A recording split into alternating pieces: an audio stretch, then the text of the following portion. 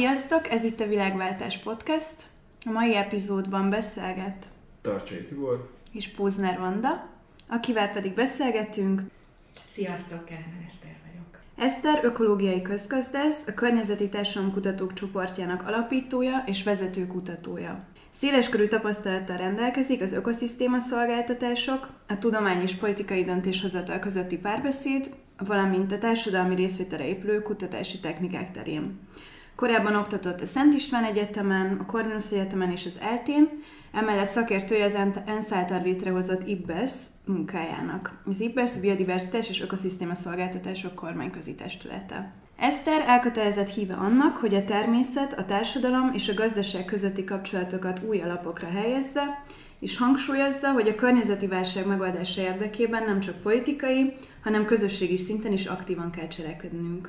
A mai adásban a Dűne Frank Herbert 1965-ös sci-fi-jének világának ökológiai kérdéseit és az ökológiai közgazdaságtan fontosságát tárgyaljuk. Felfedezzük, hogyan tükrözi a Dűne a valóságos környezeti hívásokat, és milyen párhuzamok vonhatók a történet és a fenntarthatóság iránti törekvések között itt és most 2025 Magyarországán. Ugye tudjuk, hogy Frank Herbert a Dűnét az 50-es években egy oregoni útja alapján kezdte el írni, ahol azt látta, hogy a nyugati óceánparti vidékeken a terjeszkedő homokdűnéket a kormányzati szervezetek fűfélékkel próbálták, és egyébként még mindig próbálják megkötni. Ez a projekt még mindig tart. Így próbálják megvédeni a földeket, a városokat, az infrastruktúrát a vándorló homoktól. Ez az egyik, a másik pedig az, hogy az őslakos indián mentorai, akiktől nagyon sokat tanult Herbert, ez egyik visszatérő meséjük, történetük az volt, hogy ahogy a fehér ember pusztítja a földet, az egy nap az egész egy hatalmas homokdűne lesz, és egy vége láthatatlan sivataggá válik. Ugye az Arrakis az nem egy ember alkotta bolygó, de az emberek nagyon is intenzíven próbálják a saját képükre formálni, akár jóra, akár rosszra. Szerinted elképzelhető-e az, hogy egyszer Magyarország, a Kárpát-medence vagy Európa is egy mini Arrakisszá váljon? Röviden egyébként nem, szerintem nem. Bizonyos lokális területeken, akár Magyarországon belül, hogyha a homokhátságot nézzük, akkor ez a jelenleg zajló, vagy hát évtizedek óta zajló elsivatagosodás, ez nyilván ebbe az irányba mutat.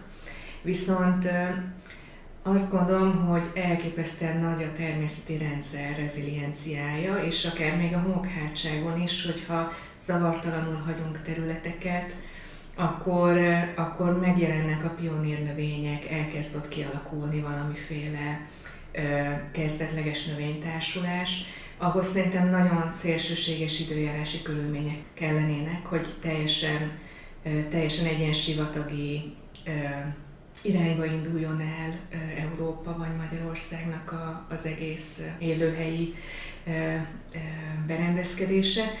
Viszont lokálisan, ahogy mondtam, szerintem abszolút lokálisan van erre lehetőség.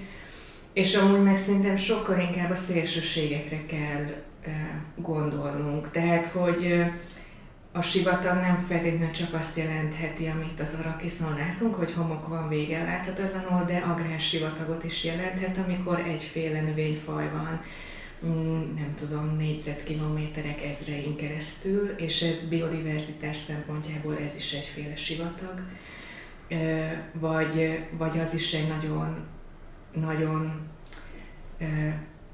rossz, vagy hát akár az emberi társadalom számára is katasztrofális kimenet lehet, hogyha így nagyon leegyszerűsödnek a természetes élőhelyeink, egy-két fajra redukálódnak le, és ez még mindig nem az, hogy úgy fog kinézni Európa, mint az Arrakisz, de rengeteg faj eltűnhet, és ezzel az életfeltételeink is nagy mértékben veszélybe kerülhetnek.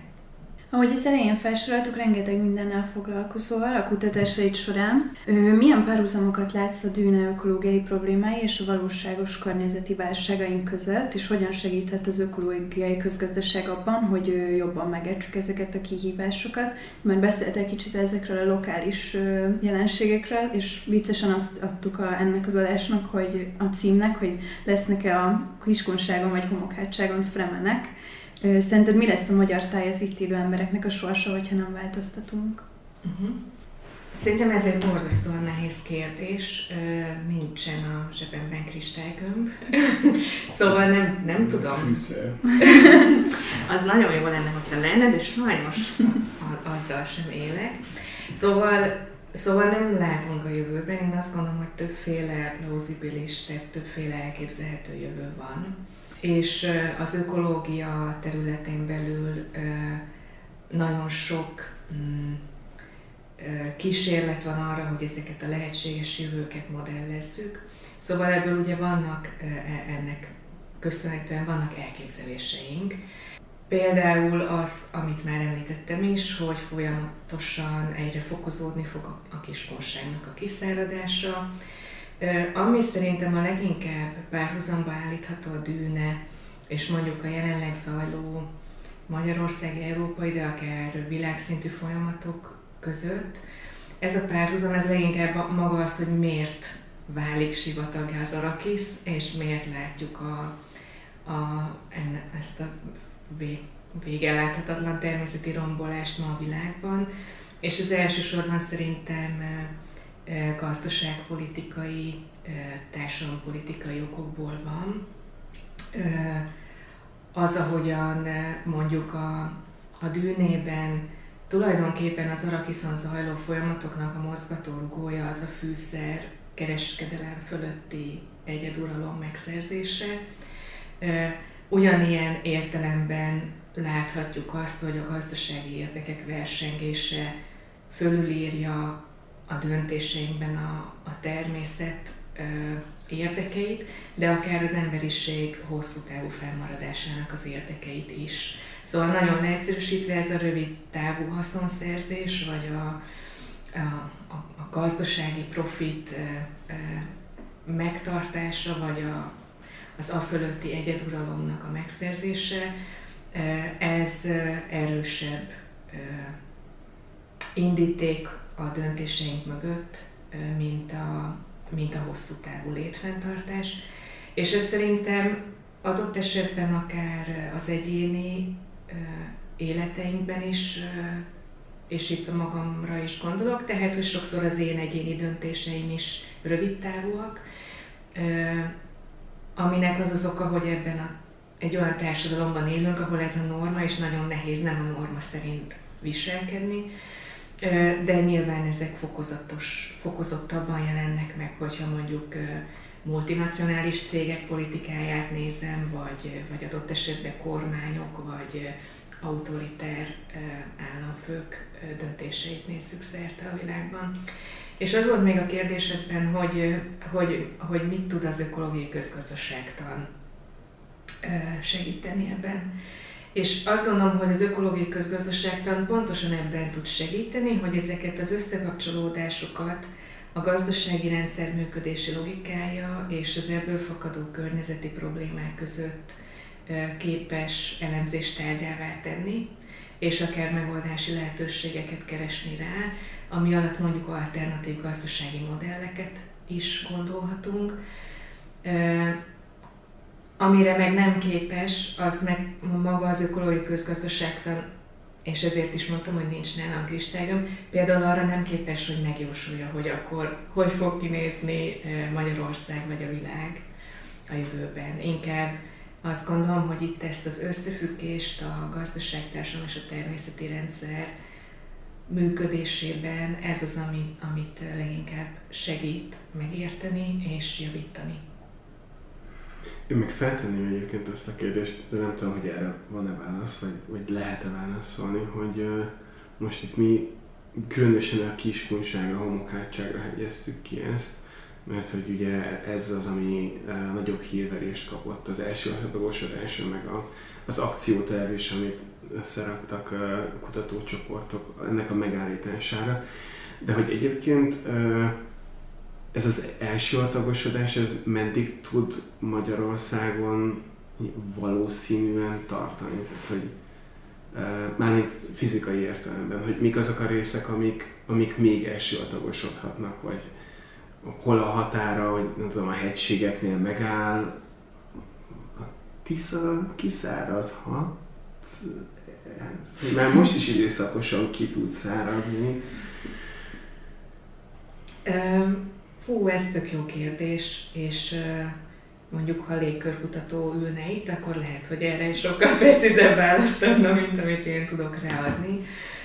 Hogyha földrajzi értelemben nézzük, akkor az, amit el lehet mondani, az az, hogy az alföldi jellegű területeink azok sokkal veszélyeztetettebbek, ami akkor azt jelenti, amire te is utaltál, hogyha mondjuk elindulunk a középhegységeink felé, akkor ott kevésbé van már esélye ennek az elsivatagosodásnak. Ez nem feltétlenül teljesen igaz, mert ez borzalmasan sok mindentől függ, attól, hogy milyen az alapkőzet, hogy milyen a vegetáció, mennyire képes megtartani a lehulló csapadékot, de egyébként amikor a homokhátság elsivatagosodásáról beszélünk, akkor is nagyon fontos látni, hogy ez nem kizárólag a klímaváltozás hatására végbe menő folyamat, hanem az eredeti kiinduló okai ugye az emberi beavatkozásra vezethetőek vissza, és ennél fogva van egy csomó olyan mikroszintű, lokális alkalmazkodási lehetőség, ami képes segíteni a helyzeten, mert hogyha a klímamodellek előrejelzéseit nézzük, akkor azért az látszik, hogy mondjuk nem az lesz, hogy egyszer csak, nem tudom, az éves csapadék mennyiség az 50 mm-re fog lecsökkenni, hanem valamennyi csökkenést jeleznek a modellek, de inkább azt jelzik, hogy elképesztően megváltozik az eloszlása ennek a csapadéknak, sokkal hosszabb asszályos időszakok lesznek, és akkor mondjuk leesik 3 havi csapadék egy nap alatt. És ez a jelenlegi tájhasználatban abszolút a kiszáradást hozza magával, mivel a jelenlegi tájhasználatban nem vagyunk fölkészülve az egy nap alatt lehulló 3 havi csapadéknak a megtartására. Szóval ezt azért mondom, mert hogyha mondjuk a levezető csatornáknak a betemetésével, vagy a zsilipeg lezárásával fognánk neki a helyzet javításának, akkor már ezzel tudnánk elérni több pozitív változásokat, mondom, ilyen mikroszinten, lokális léptékekben, nem az egész homokhátságra nézve, de legalább az, hogy a homokhátság mélyebben fekvő, még nedvesebb területeit nem szárítjuk tovább, ezt simán meg lehetne most csinálni. És nem feltétlenül azért sivatagosodik el ilyen mértékben, ahogy, mert olyan borzalmasan nagyon lecsökken az éves csapadékmennyiség, hanem azért, mert nem jól tudjuk kezelni azt az esőt, azt a csapadékot, ami ott megjelenik. Akkor még nem értük el a tipping pointot, amikor ez egy ilyen önerősítő ciklus lesz? Hát, itt megint nem én vagyok a megfelelő ember, aki azt meg tudja mondani, hogy ez már a tipping point-e vagy nem. Sok szempontból, szóval vannak, és most így szándékosan el fogom kerülni, hogy itt mondjak egy A-t vagy egy B-t a tipping point elérése kapcsán, de hogy vannak nagyon, hogy is mondjam, kellemetlen jelek. Az SSRG-ben, ahol dolgozom, az egyik futóprojektben pont a homokhátságon dolgoznak a kollégák, és ott például vannak olyan védett vizes területek, ahol már ezek a védett, tehát ember által nem nagyon használt vizes területek sem tudnak regenerálódni, és például muszáj kitermelt rétegvízből utánpótolni a védett vizes terület vizét, hogy mondjuk a vonuló madaraknak legyen hely, ahol leszállnak. Tehát, hogyha így nézem, akkor azért ez eléggé elborzasztó. De mondom, itt szerintem nagyon fontos azt látni, és tényleg egy kicsit ilyen tojáshéjakon lépkedek, mert se ökológus nem vagyok, se légkörkutató nem vagyok, de hogy lokálisan is, szóval, hogy az egyik falutól a másikig menve is lehetnek különbségek abban, hogy mik a lehetőségeink, és mondjuk, hogyha ezt ráadásul rendszer szinten kezdenénk el, tehát ezeket a vízmegtartó beavatkozásokat rendszer szinten kezdenénk el csinálni a homokhátságon, annak még mindig lehetne tök sok pozitív hozadéka. akkor is, hogyha adott esetben visszafordítani nem tudjuk már, de mondjuk a további romlást lehet, hogy lehetne lassítani, nehogy Isten megállítani. Igen. És visszakanyarodva a dűnéhez, szerinted mi az, amit a Fremenektől tanulhatunk? Neked a kutatási területeid közé tartozik a tudomány, a policy és a társadalom találkozása, ezeknek a szféráknak a kölcsönhatásai. És a dűne világában az ökológiai tudatosság az kulcs szerepet játszik. Nekem az egyik leginspirálóbb dolog az ő ökológiai gondolkodásukban az, ahogy mindenhol a vizet látják, ott is, ahol mi magyarok a jelenben nem, és hogy nem csak a könyvben, a nyelvben, a vízeletben, tényleg a homokból is képesek megállapítani, hogy hol van a víz a levegőben, és kiszagolják. Mi a mi fel nem ismert vízértékünk, illetve amit már elkezdtél mondani, hogy milyen irányokba érdemes mennünk, hogyan tudunk, ahogy a filmben meg a könyvben is láttuk, a Fremenek hagyományaiból, kultúráiból táplálkozva a kis közösségek, a helyi közösségek tanulni. Nagyon tetszik a kérdésben ez a szó, hogy vízérték, és én most már viszonylag régen kutattam így közvetlenül a homokhátságon, de nagyon szeretnék ide egy gondolat erejéig visszakapcsolódni. Én a doktori kutatásomat csináltam itt, és nagyon sok idős helyi emberrel beszélgettem. És akkor abszolút megfigyelhető volt az, hogy azok a területei a homokhátságnak, ahol már sokkal érzékelhetőbb volt a vízhiány, azokon a területeiken a helyi embereknek sokkal inkább kialakult ez a víztudatossága vagy vízértéke. Akár olyan szempontból is, hogy mondjuk leültem egy interjúra egy gazdával, és nagyon egyszerű dolgokról beszélgettünk, igazából én a természet értékét kutattam a doktorimban, és hogy ezt hogyan lehet megragadni tudományos módszerekkel, és ilyen nagy nyitott kérdéseket tettem föl nekik, hogy nekik mondjuk mi hiányozna a tájból, ha eltűnne, vagy miért tartják értékesnek ezt a tájat. És a víz az szinte mindig így elsőként jött föl, és rengeteg gyerekkori élményük kapcsolódott hozzá, rengeteg szomorúság és fájdalom kapcsolódott ahhoz, hogy ezt már nem látják, hogy a gyerekeik nem tudják ezeket a dolgokat megélni. És nagyon sok esetben egyébként ilyen nagyon erős helyi tudás is, vagy akár hagyományos tudás is megjelent. Azt, hogy kiszagolnák a vizet a levegőben, ezt nem mondanám, de például az, hogy tökéletesen tudják, hogy az adott tájnak melyek a nedvesebb területei és melyek a szárazabbak, hogy akár a fű növéséből hogyan tudják megállapítani, hogy milyen volt a tavasz, vagy mennyire volt jó a téli csapadéknak a beszivárgása. Szóval, hogy ezek a dűnében a fremeneket nézve kicsit szinte a nyugat-európai, vagy így az európai közegben szintén ezoterikus képességeknek tűnnek, holott én azt gondolom, hogy a hagyományos tájhasználóknál ezek még mindig megvannak itthon is. Csak persze nagyon háttérbe kerülnek, mert mondjuk ma már a tájhasználat legnagyobb átalakítói nem a 70 éves gazdálkodók, ugye?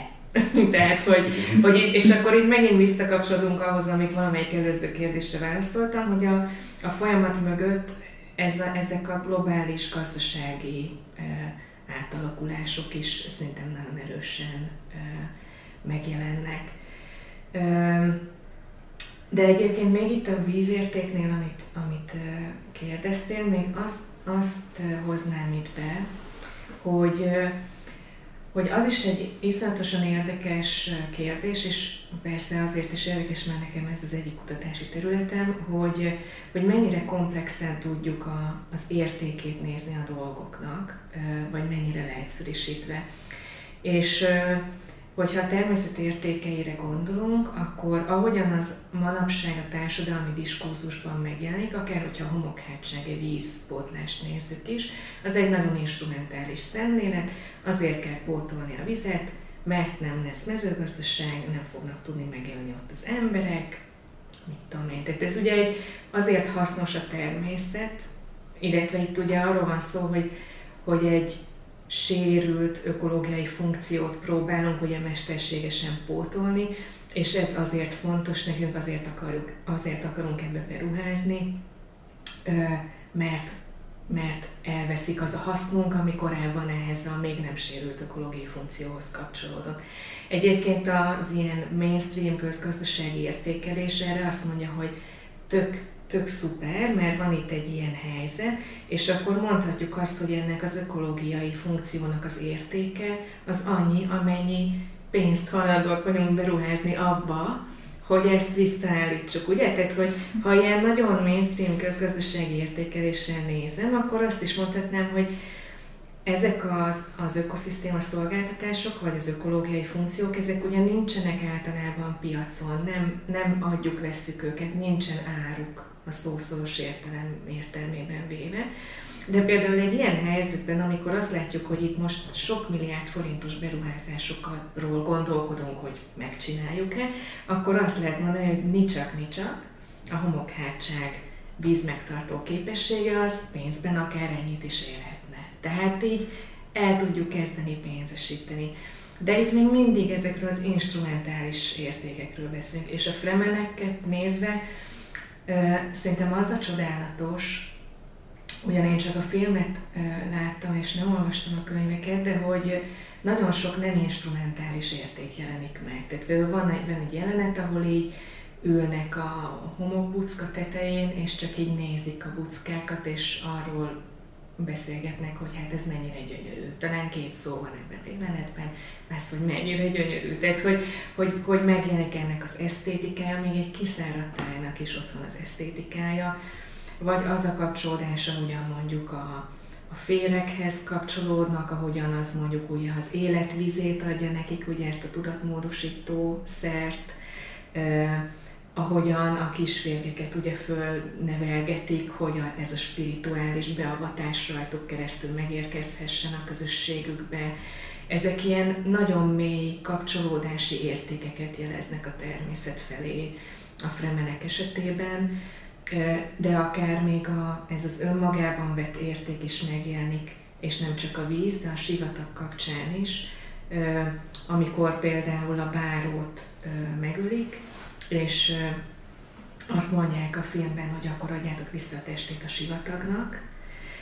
Ugye itt a sivatag megszemélyesedik, és egy önálló entitásként nyer értelmet, aki ad és elvesz. És ezek a sokféle értékek, tehát a kapcsolódási, az önmagában vett érték, ez a mi földi valónkban is szerintem nagyon fontos, hogy megjelenjen, amikor a természetről döntünk, hiszen ezek az értékek ugyanúgy részei a társadalmunknak, a világnézetünknek, mint az instrumentális érték. Csak ezeket mondjuk még annyira sem lehet pénzesíteni, mint azt, amikor helyreállítunk egy ökológiai funkciót, és ennek van egy beruházási értéke. Említetted már azt, hogy a rövidtávú gazdasági érdekek és a politika között milyen kapcsolatokat láthatunk meg így a világ folyamatainál, és hogy ugye a történetben is szorosan összekapcsolódik ez a jelenség a fűszerrel való kereskedés és a házak uralkodása között. És ha hozunk mondjuk a való életből egy példát, vegyük mondjuk a nemrégiben elfogadott Nature Restoration Law, a természethelyreállítási törvénynek a példáját, ami azt segíteni, hogy növeljük a biodiverzitást, megvédjük ezeket a természetes élőhelyeinket, ki tudjunk mozdulni ebből a rövidtávú gondolkodásból, és tudjuk értékelni a természetet azon szempontok mentén, amiket most az előbb felsoroltál. De azt látjuk, hogy ugye ezt a törvénynek az implementálását most felfüggesztették, többek között azért is, mert egy csomó ország nem fogadta el, vagy hát ellenezte ezt a jogszabályt. Köztük Magyarország is. Igen. És hogy szerinted milyen következményekkel járhat ez a döntés, és hogy mit jelent a fenntartható erőforrás gazdálkodás, mik azok a kiinduló pontok, amivel egy-egy régió, akár épp a homokhátság, vagy akár az egész Kárpát-medence vízkörforgását lehetne javítani. Itt a milyen következményekkel járhat a döntésnél, a Nature Restoration Law felfüggesztésére gondolsz? Igen. Hát igazából ez az egész Nature Restoration Law, ez egy ilyen hullámvasútszerű történet, tehát a 2020-ban elfogadott EU-s biodiverzitás stratégia tartalmazta azt a stratégiai célkitűzést, hogy legyen egy ilyen számon kérhető vagy betartatható, tehát jogi értelembe véve kötelező természethelyreállítási jogszabály Európai Uniós szinten, és elképesztően hosszadalmas volt már az előkészítése is, már az előkészítési szakaszban iszonyatosan erős lobby érdekek jelentek meg, elsősorban mezőgazdasági, de erdőgazdálkodási lobbik is nagyon erősen jelentek meg ebben a folyamatban. És akkor ugye puhulgatott folyamatosan ez a jogszabály, de több szavazáson átment, aztán volt egy olyan szavazás, ahol ugye megtorpedózták, és akkor igazából tavaly, talán júniusban a belga elnökség utolsó néhány napjában végül is átment, de egyébként én belsős infokból úgy tudom, hogy ez mindössze azért sikerült, mert egy tagállam képviselője, akinek a tagállami ukáz az volt, hogy nem fogadhatja elő, így önhatalmulag mégiscsak igent nyomott a szavazáson. Tehát, és akkor ugye most itt tartunk, hogy a bevezetés, vagy így az implementálás az felfüggesztésre került. Ennek egyébként szerintem részben az is az oka, hogy ugye új elnökségünk van. Az új elnökséggel mindig az jár együtt, hogy átalakulnak a politikai prioritások, megváltoznak a commissionerek, a bizottságok vezetői, és akkor ez egy kicsit ilyenkor van egy ilyen hibernálási időszak. Szóval ez még szerintem nem feltétlenül annyira tragikus. A nagyobb kérdés az, hogy hogyan fog tulajdonképpen ez a Nature Restoration Law beépülni a tagállamoknak a működésébe. Ugyanis ez való igaz, hogy nagyon eltérően állnak hozzá a tagállamok, és az is igaz, hogy a világgazdasági folyamatok nem segítik jelenleg azt, hogy az európai belső politika az a természetvédelemre fókuszáljon. Tehát, hogy persze az Európai Unió az egy nagy egység, így politikailag szemlélve, de lássuk azt, hogy mondjuk az ukrajnai helyzettel, Trump megválasztásával, illetve itt az elmúlt néhány napos külpolitikai hacacáréval, ami így Grönland kapcsán, meg Kanada kapcsán ugye így megjelenik. Szóval, hogy sokkal pragmatikusabb helyzetek állnak elő szerintem, ahol mondjuk az Európai Bizottság meg a Parlament az adott esetben villámgyorsan kell, hogy készhelyzeteket kezeljen. Ehhez képest az, hogy a Nature Restoration Law-t mikor vezetjük be, ez tűnhet úgy, hogy majd, hogyha ezeket a nagyon gyorsan megoldandó feladatokkal valamit tudunk kezdeni, majd akkor foglalkozunk ezzel a témával megint.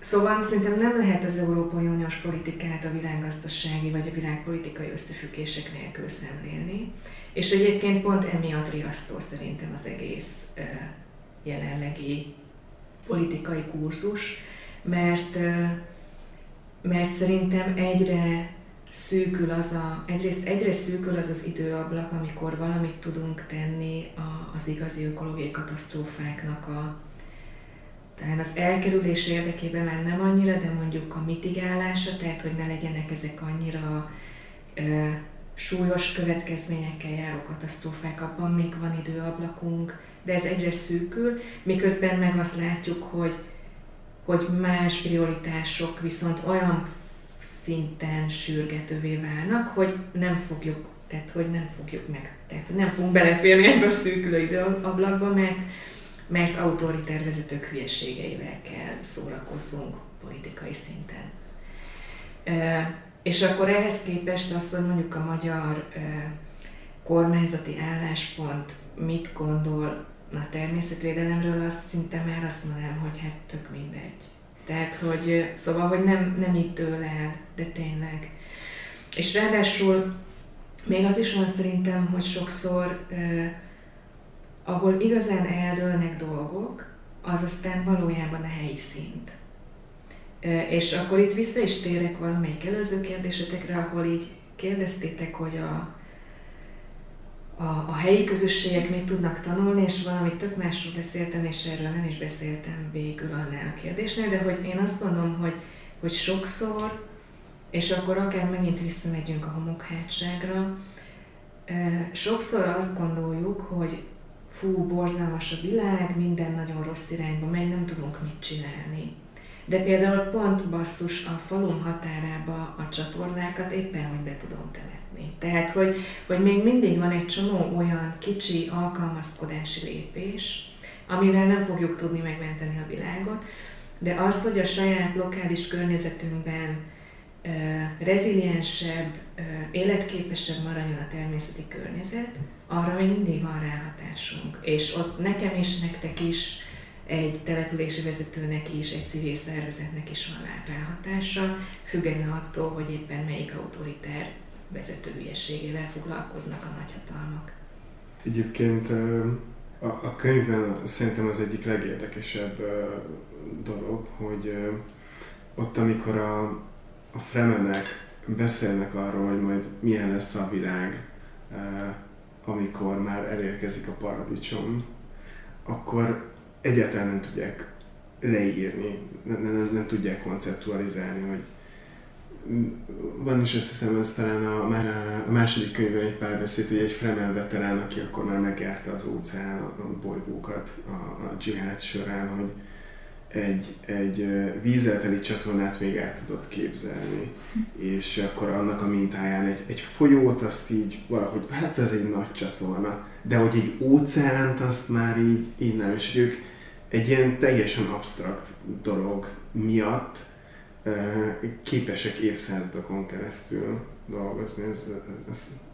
Ez szerintem nagyon menő, de majd erről lesz egy konkrét kérdés. A könyvben, abban a jelenetben, amikor Kainsa, a planetológus haldoklik, az apját halucinálja maga elé, és ott Párdot, az apa igazából egy egész kis előadást tart arról, hogy az Arrakis terraformálását azt hogyan kezdték el. És aztán később a könyv hátában a függelékben is van egy nagyon hosszú írás a Dűne ökológiájáról.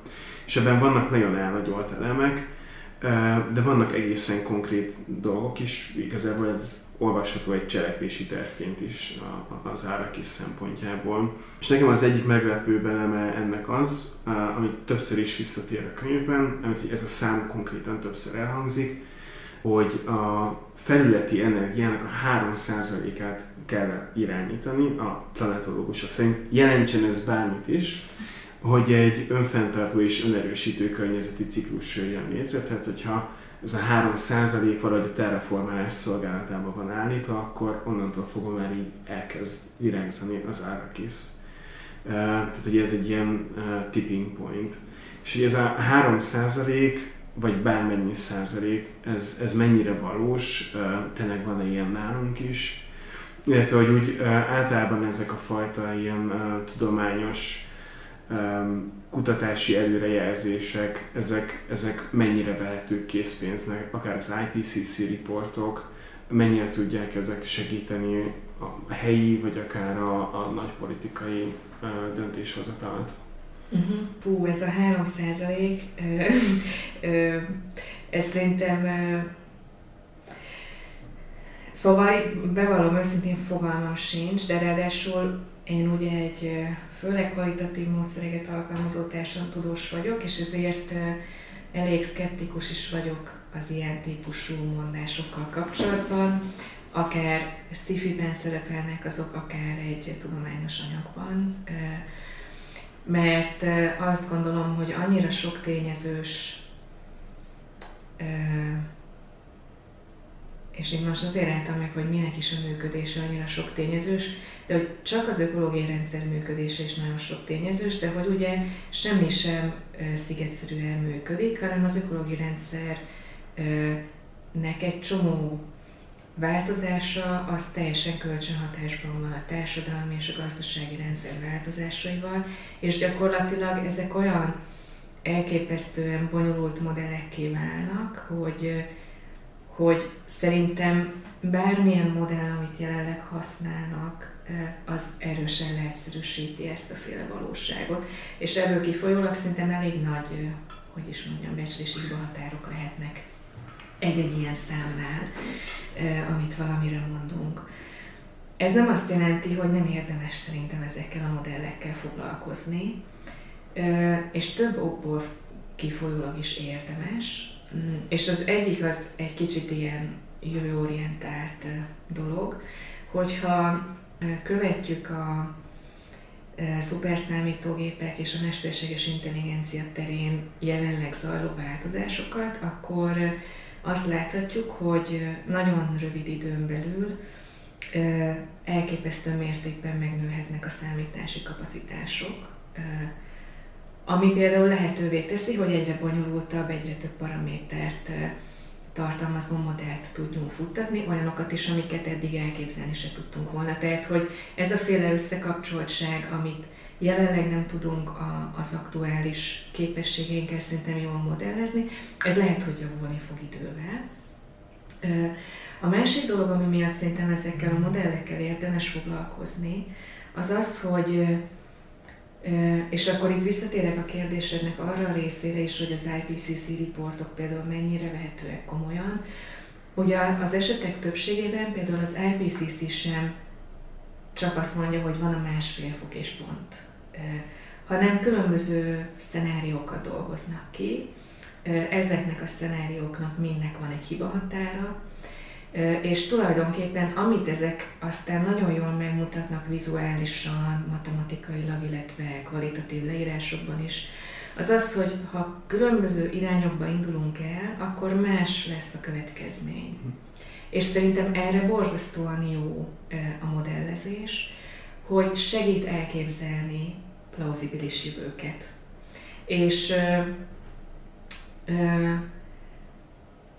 És akkor szerintem iszonyatosan érdekes volt, amit az előbb mondtál arról, hogy a fremenek ugye nem tudják elképzelni, hogy milyen lesz a paradicsom. Ugyanígy nem tudjuk mi sem elképzelni, hogy milyen lesz egy, nem tudom, 2 fokos, 2,5 fokos, 3 fokos globális átlaghőmérséklet növekedésnek a hatása. Mert hogy extrapolálni tudunk abból, amit eddig megtapasztaltunk és láttunk. Viszont a modellek ezt segítik, hogy egy kicsit segítik szerintem kitágítani ezt a horizontot, amin elképzelünk ilyen lehetséges jövőket. És hogyha ezek között van mondjuk nagyon drasztikusan rosszul kinéző jövő, akkor az ösztönözhet bennünket, hogy más forgatókönyveket válasszunk. És szerintem leginkább egyébként az IPCC riportok, vagy az IPBES riportok, ugye ez ugyanolyan, mint az IPCC, csak ökoszisztéma szolgáltatásokra, meg biodiverzitásra működik, én ebben vettem részt éveken keresztül. Tulajdonképpen ugyanezen a logikán működnek. Nagyon sokszor kaptuk szerzőként azt a tanácsot, hogy úgy írjunk jelentést, hogy bemutassuk azt a döntéshozó számára, hogyha A opciót választod, akkor ilyen, meg ilyen, meg ilyen következményei lehetnek ennek. Ha meg a B opciót választod, akkor meg amolyan következményei. És nem a kutató felelőssége meghozni ezt a döntést, de a modellekkel, a kvalitatív leírásokkal, akár a historikus adatok elemzésével ezeknek az opcióknak a leírása és a következményeknek a minél részletesebb ismertetése szerintem rendkívül fontos, és nagy mértékben tudja a szakpolitikai döntéshozatalt támogatni. És az egy másik kérdés, hogy aztán ezek alapján döntenek-e a politikusok, vagy valamilyen más szempontok alapján. Ezek a riportok azért tudnak egy picit megnyugtatólag is hatni, akár a kutatókra, döntéshozókra, vagy egyéni szinten az állampolgárokra, de hordoznak magukban egy ilyen félelmet is, pont ahogy említetted, hogyha valami nagyon negatív ABC következménnyel járna, az azért elrettentő is lehet.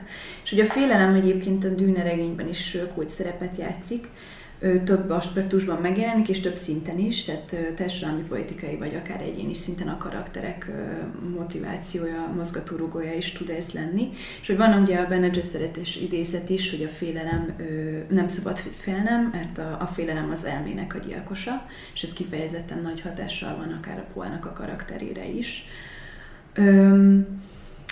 A félelemre mondjuk alapvetően egy negatív érzésként gondolunk, de a Fremmene kultúrájában a félelmet nem egy negatív érzésként internalizálják, hanem egy olyan tényező, ami pont éppen őket segíti az alkalmazkodásban, és kvázi ilyen paradox módon, mint erőforrás tudják ezt használni. Milyen ilyen vagy hasonló érzéseket élnek át ma az emberek, legyen ez a környezeti témákkal foglalkozó kutatók, szakemberek, vagy akár így az átlagos állampolgárok, és mi ez, ami szerinted ösztönzően hathat a kollektív cselekvésre? Így most egy viszonylag friss ilyen kutatási élményemet osztanám meg veletek. Dolgozunk együtt egy kutatásban gyerekekkel, ilyen felsős és középiskolás 9-es osztályokkal, és nagyon érdekes azt látni, hogy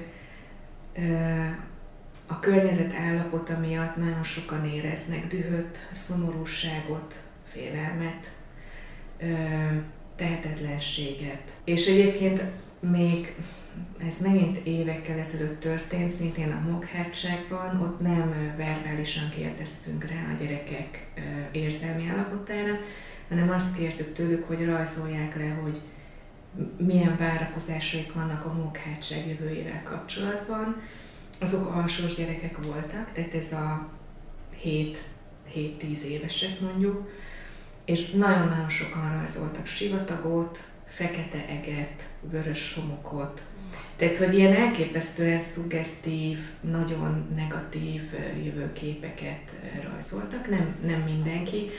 És egyébként nem is a többség, de ez az alsós korosztály, ez adottságából kifolyólag általában egy még pozitív hozzáállással rendelkezik a világ felé, és ehhez képest nagyon megdöbbentő volt látni ezeknek a negatív várakozásoknak a nagy arányát.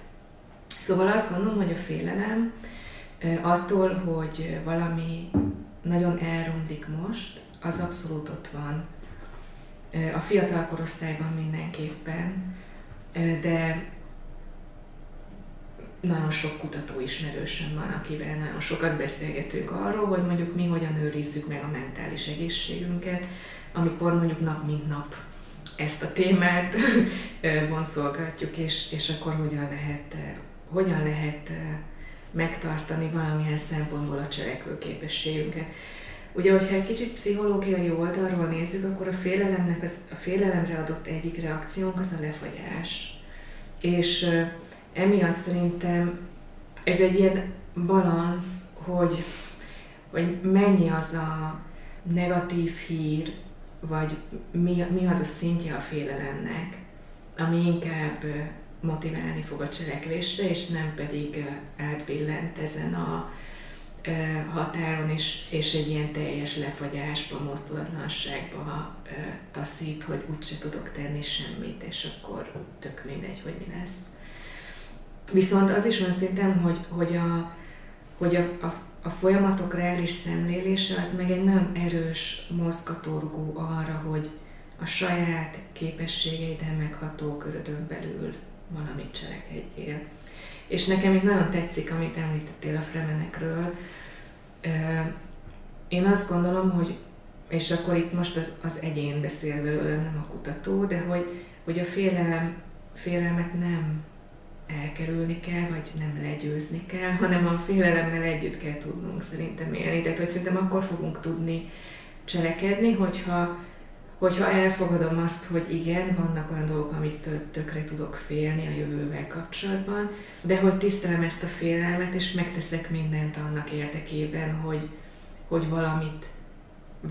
valamilyen módon javítsak ezen a helyzeten. Szóval, hogy szerintem az én személyes válaszom erre, hogy lehet a barátunká nevelni a félelmünket, és arra használni, hogy egy ilyen kis motorként hajtson előre, nyilván ez addig tud működni, amíg mondjuk nem tudom, rémálmokból átizzadtak alól alatt ébredünk föl éjszaka, hogy úristen, azt elmondtam, hogy most lett sivatag a homokátságból, és már a te végsőjödnek meg rajta, tehát hogy lehet ennek egy ilyen bénító hatása is, de szerintem nagyon fontos, hogy ezt a félelmet, ezt így, mi is a jó szó erre, angolul jutott eszembe ez a szó, hogy embrace, tehát hogy így elfogadjuk, hogy van, és adott esetben beszéljünk is róla, hogy ezt megosszuk másokkal, hogy rájöjjünk arra, hogy ez nem egy egyéni defektus, hogy én szorongok mondjuk a jövőtől, hanem ez a jelenlegi körülményekre adott tök egyértelmű és tök jogos pszichés válaszom, és hogy a kiút ebből abban van, hogy megpróbálok ezzel együtt is élni és cselekedni, és nem abban van, hogy a szőnyeg alá söpröm, vagy esténként otthon, nem tudom, csak pohárbolok mellett tudom elviselni a napot, mert mi lesz, hogyha holnap nem kell föl.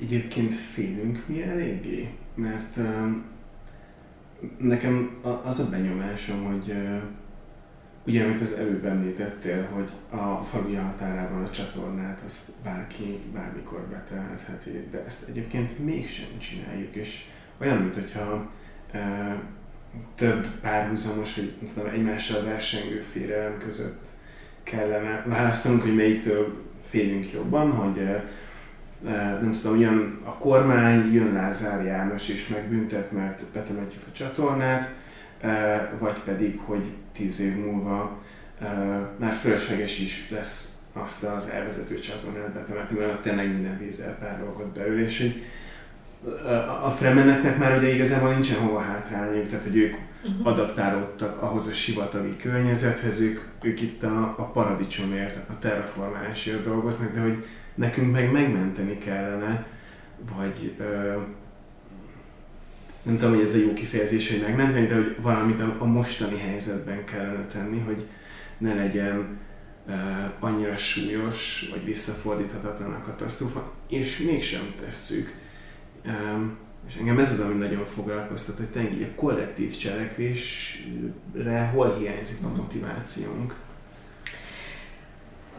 Tökre értem, amit mondasz, de nekem így az a visszakérdezésem, hogy de a motiváció az a félelemben van vajon? Tehát, hogy én nem vagyok... Szóval, hogy nekem ez egy kicsit úgy jön le, hogy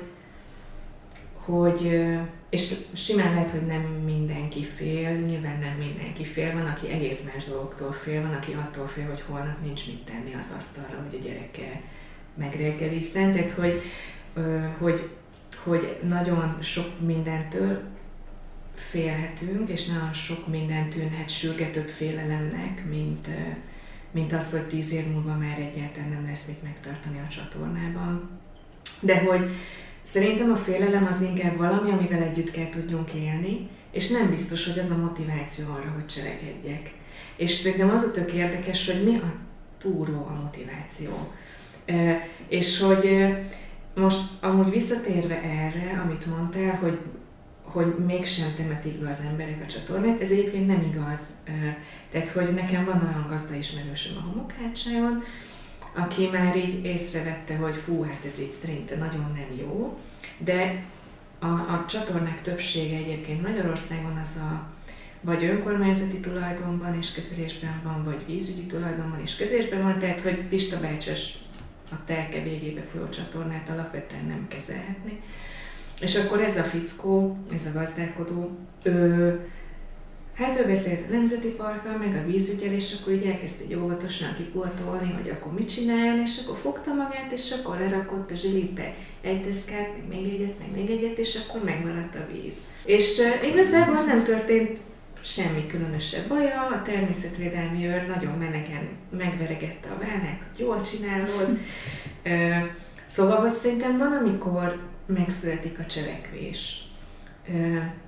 Arra nincsen meg, ehhez is a kristálygömb kellene, vagy a fűszer, hogy megválaszoljuk azt a kérdést, Mert hogy itt is van, társadalmi értelemben is vannak tipping pointok, hogy mikor fordul át sok embernek a gondolkodása. Tehát, hogy manapság szerintem az van, hogy vannak ilyen egyéni, vagy kisközösségi, tök jó, radikális akciók, de még nem értük el messze a tipping pointot, még a többség az tökre nem így gondolkodik. És akkor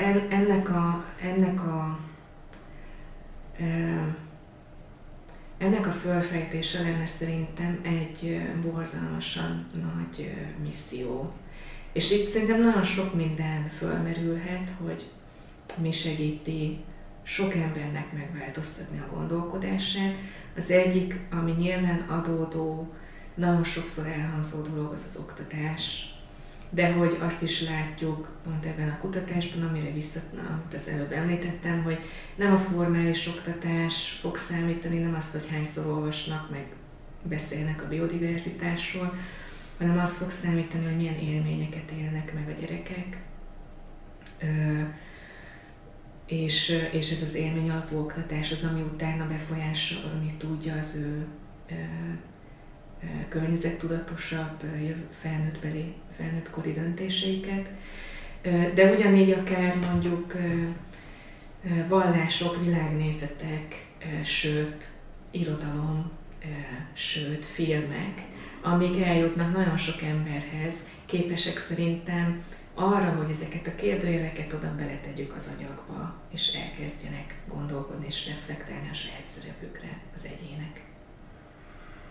Hát mi is ezt szeretnénk elérni, úgyhogy tök jó.